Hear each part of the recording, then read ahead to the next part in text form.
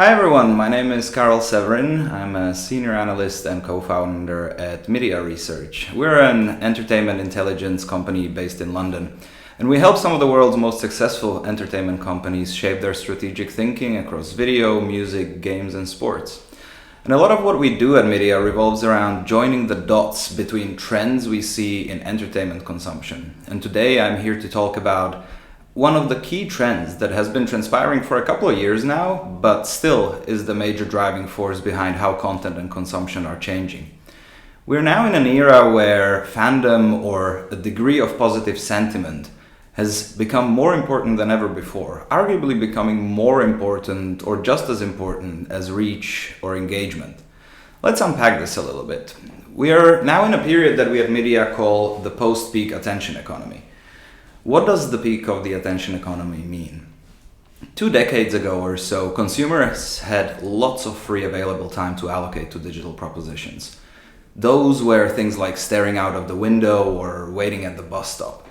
Then in came the smartphone, in came music streaming, video streaming, mobile games, etc., etc.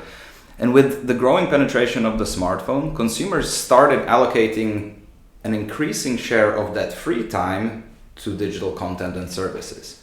Now, the issue with this is that the number of digital propositions and content kept growing and speeding up, but the one thing that hasn't changed is that there is still only 24 hours in a day.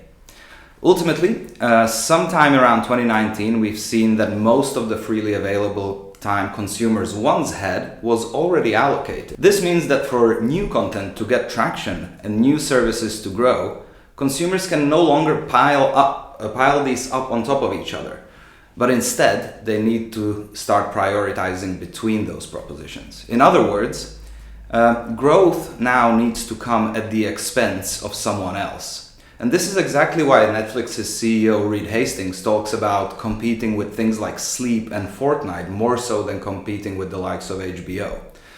This makes competition in entertainment more intense than ever before.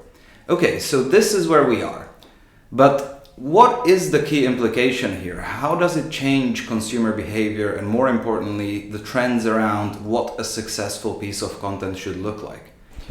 The key implication for content producers is in how their partners think about commissioning content.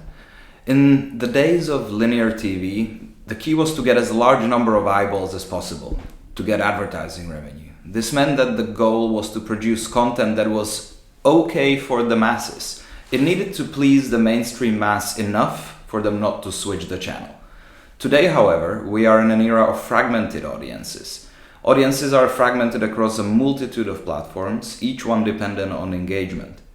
And as we now know, long-term engagement in the post-peak attention economy will depend on the degree of positive sentiment or their fandom.